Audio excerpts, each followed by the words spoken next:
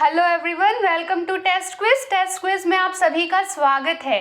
आज की क्लास में हम देखने वाले हैं साधारण ब्याज और चक्रवृद्धि ब्याज के हमने कुछ वैरायटीज को देखा था।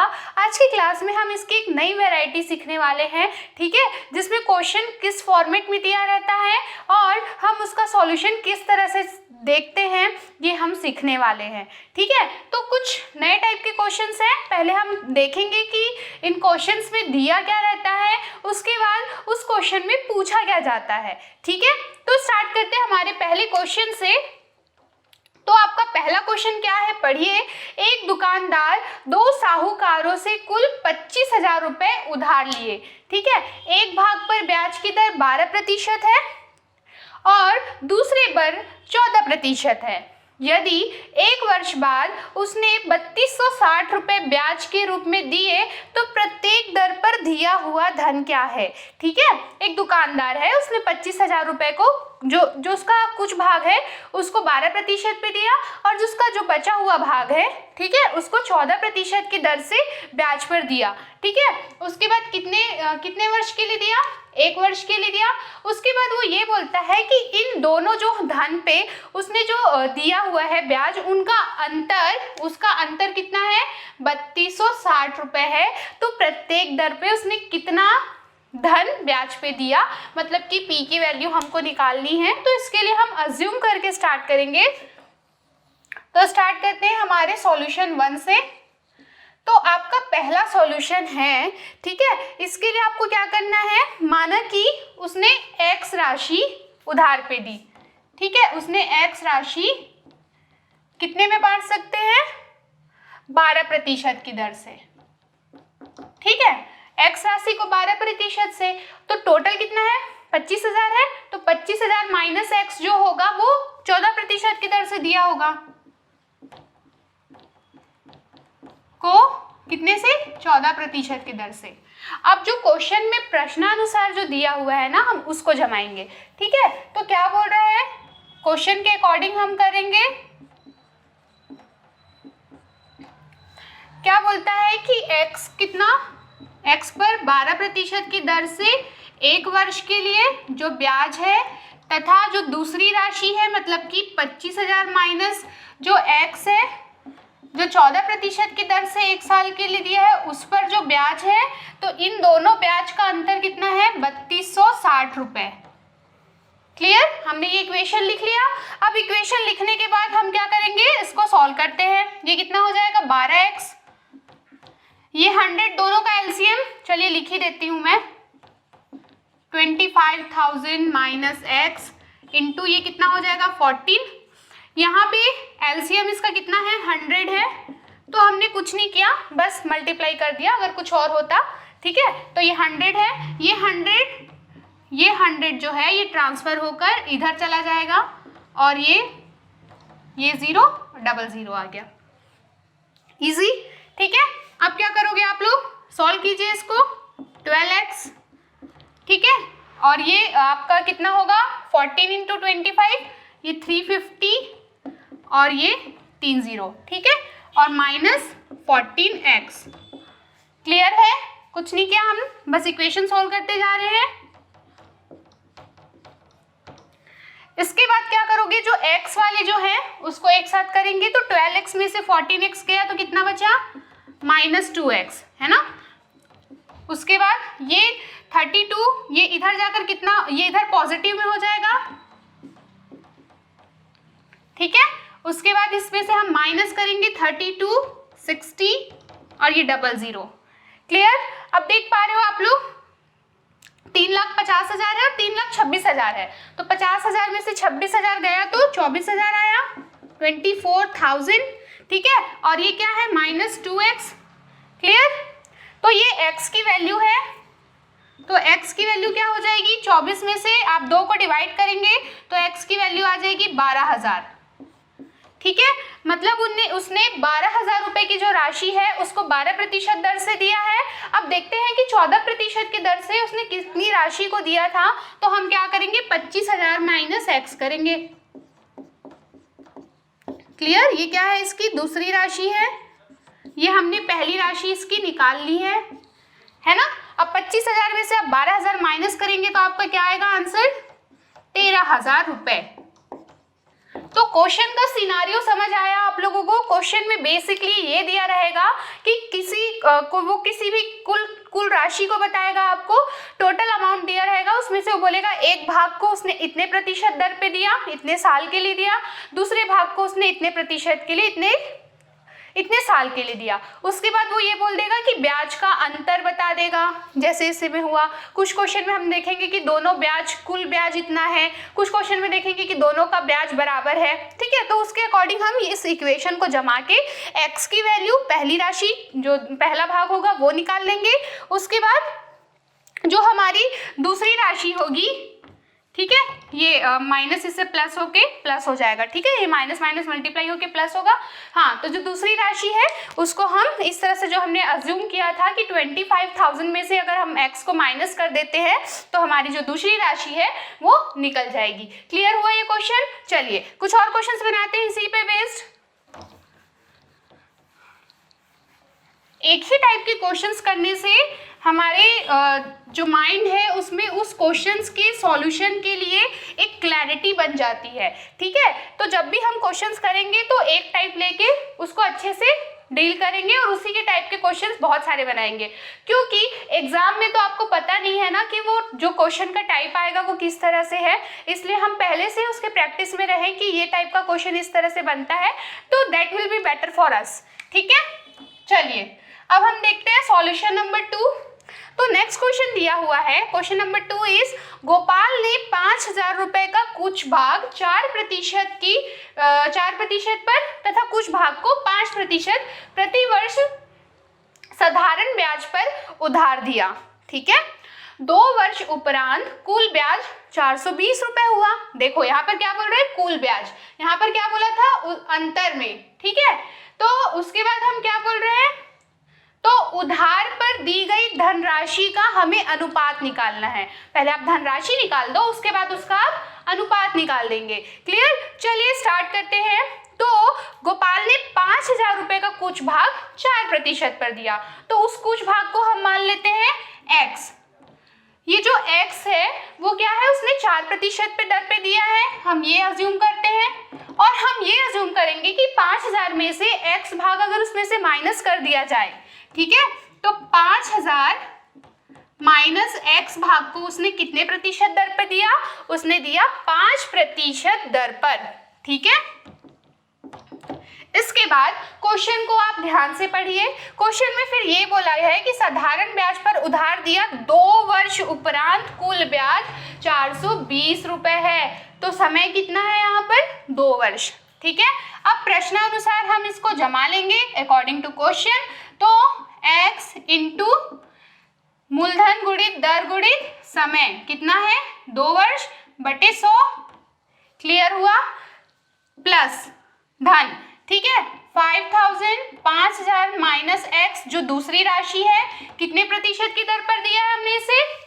5% की दर पर दिया हुआ है। क्लियर? नाउ ये भी कितने वर्ष के लिए? 2 वर्ष के लिए, और ये हो गया अपॉन 100, और इन दोनों के बीच का टोटल कितना है ब्याज? ये है 420, ठीक है। अब सिंपली आप इक्वेशन सॉल्व करेंगे। चलो स्टार्ट करो। 4 2 8 मतलब ये 8x हो गया, ठीक है। ये तो एलसीएम 100 आएगा, तो कोई टेंशन की बात नहीं है, 100 से 100 डिवाइड होगा 1 टाइम्स में। यहाँ पर प्लस है, ये 5 2 10 हो गया, और 5,000 और 10 कितना हो जाएगा? ये 50,000 हो जाएगा, ठीक है। और ये माइनस 10x हो जाएगा। क्लियर हुआ? सिंपल। उसके बाद ये 420 है। नेक्स्ट स्टेप में क्या करेंगे? इस 100 को, ये डिवाइड में है, इधर जाके मल्टीप्लाई में हो जाएगा, तो मैं यहाँ पर डायरेक्ट यहाँ पे 00 बढ़ा दे रही हूँ, ठीक है। अब हम क्या करेंगे? अब हम ये करेंगे कि जो 8x है उसमें से हम क्या करेंगे? 10x को माइनस करेंगे, तो ये जो अमाउंट है वो कितना आएगा? -2x आएगा, है ना। और ये 50,000 इधर जाकर माइनस में रहेगा, तो ये क्या होगा? 42,000 माइनस 50,000। क्लियर हुआ? अब हम ये -2x है और ये भी माइनस होगा इसके साथ, चूंकि बड़ी संख्या के आगे माइनस का साइन है इसलिए माइनस साइन ही आएगा। तो यहाँ पर क्या आया, 8000 आया, 50,000 में से 42,000 गया तो 8000 आया। x की वैल्यू निकाल लीजिए, माइनस और माइनस कैंसिल हो जाएंगे और 8000 को जब आप 2 से डिवाइड करेंगे तो कितना आएगा आपका x की वैल्यू, 4000 रुपए। इजी। नाउ अब हम जो दूसरी राशि है उसको भी निकाल लेते हैं। पहली राशि तो हम लोगों ने निकाल ली, अब हम निकाल लेते हैं इसकी दूसरी राशि कितनी है। तो दूसरी राशि निकालने के लिए आप क्या करोगे, ये जो 5000 माइनस x मैंने अज्यूम किया था, है ना, x राशि को उसने इतने प्रतिशत पे दिया, जो बची हुई राशि है मतलब 5000 में से 4000 आप माइनस करोगे तो 1000 रुपए को उसने 5% की दर से दिया हुआ था। इस तरह से हमने पहली राशि और जो हमारी दूसरी राशि है दोनों की हमने उसको निकाल लिया। ठीक है, अब इन दोनों का रेशियो ले लो, पहली रेशियो दूसरी। ठीक है, कितना है 4000 अपॉन में कितना 1000, ये सब 0 0 0 कैंसिल हो जाएगा और ये जो अनुपात में आएगा ये आएगा 4:1। ठीक है, क्लियर हुआ ये क्वेश्चन, इजी है। सेम फॉर्मेट हम लोगों ने फॉलो किया। उसके बाद जो हम लोग को राशि पता थी, इसमें 4000 रुपये था, इसमें दूसरी राशि 1000 रुपये, तो पहली राशि और दूसरी राशि का हमने क्या किया, अनुपात निकाल दिया और यहाँ पर आपका आंसर आ गया 4:1। ठीक है, इस टाइप के क्वेश्चन में सबसे इंपॉर्टेंट चीज़ यही चीज़ ध्यान में रखनी है कि कुल बोल रहा है ब्याज को, या अंतर लेने बोल रहा है, या बराबर लेने बोल रहा है। मैंने तीनों ही वेराइटी को कवर करा दिया है तो आप लोगों को टेंशन लेने की ज़रूरत नहीं है। ठीक है, चलिए अब हम क्या देखेंगे, अब हम देखते हैं हमारा नेक्स्ट क्वेश्चन। अगर समझ आ गया हो तो आप लोग खुद से नेक्स्ट क्वेश्चन को ट्राई कर लीजिए।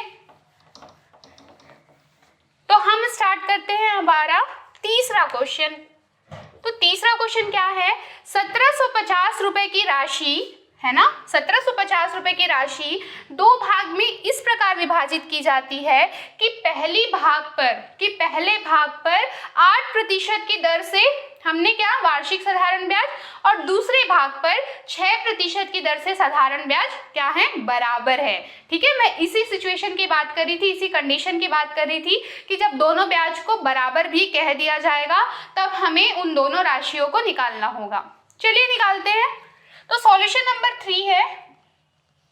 तो फिर से हम वही कंसिडर करेंगे कि माना कि जो x भाग की राशि है उसको 8% की दर पर, ठीक है, 1 वर्ष के लिए, और 1750 माइनस x की जो राशि है उसको 6% की दर पर साधारण ब्याज पर बराबर है। ठीक है, 1 वर्ष के लिए ही लेंगे इसको भी। चलिए प्रश्नानुसार, क्लियर। अब x इंटू 8 इंटू 1/100, ठीक है, और ये क्या हो जाएगा 750 माइनस x, ये हो गया मूलधन गुणित दर गुणित समय, ठीक है, बटे 100। कंडीशन हमने लिखा है जो बोल रहा था कि दोनों साधारण ब्याज की दर पर दोनों क्या होंगे, आपस में बराबर होंगे, तो वही हम लोगों ने लिखा है। तो ये दोनों 100 तो आपस में कैंसिल हो जाएंगे, ये क्या हो गया 8x इज इक्वल्स टू, ये कितना हो जाएगा 1750 माइनस 6, 175 जो है वो 6 टाइम्स पे कितना हो जाएगा, मल्टीप्लाई कर लीजिए,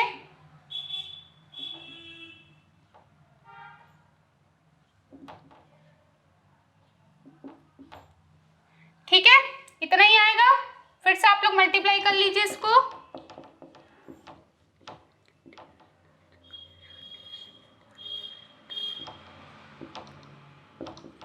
ठीक है, ये आया आपका, फिर माइनस 6x।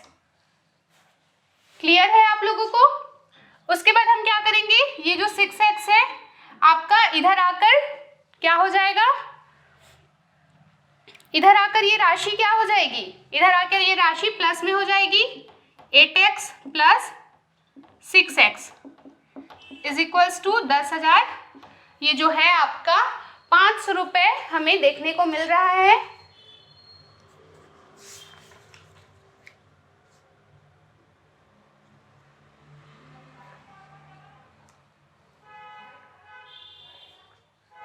ठीक है।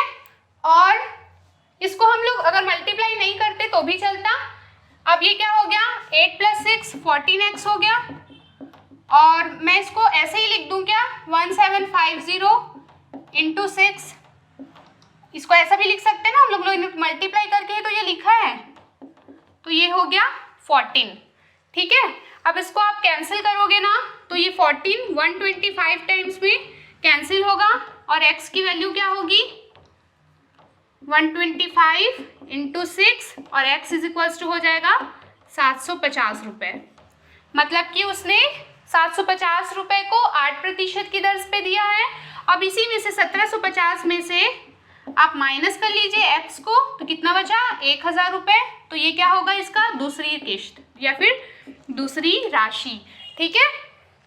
इस तरह से सिंपल मैथमेटिकल ऑपरेशन से आप लोग पहले बस कंसीडर आप लोगों को करना है कि वो राशि x है, जो दूसरी राशि है वो टोटल में से आप उसको हम x को माइनस करोगे तो आपको दूसरी राशि भी पता चल जाएगी, ठीक है। फिर आप उसके जो दर है उसके साथ साधारण ब्याज का कंडीशन बैठा के जो भी प्रश्न के अकॉर्डिंग आपको बोले जाएगा, क्वेश्चन के अकॉर्डिंग बोला जाएगा कि इतने ब्याज पर इतना अंतर है, तब आप माइनस कर दीजिए दोनों कंडीशन को। अगर बोलेगा कि प्लस करना है तो दोनों को प्लस करके जो ब्याज है उसको लिख दीजिए। अगर बोलेगा कि दोनों का जो ब्याज है, जो दोनों का ब्याज है वो बराबर है, तो ऐसे कंडीशन लगा के हम x की वैल्यू निकाल देंगे और x की वैल्यू निकालने के साथ ही हमारी जो दूसरी वैल्यू है, दूसरी जो राशि की किश्त है वो हमें पता चल जाएगी।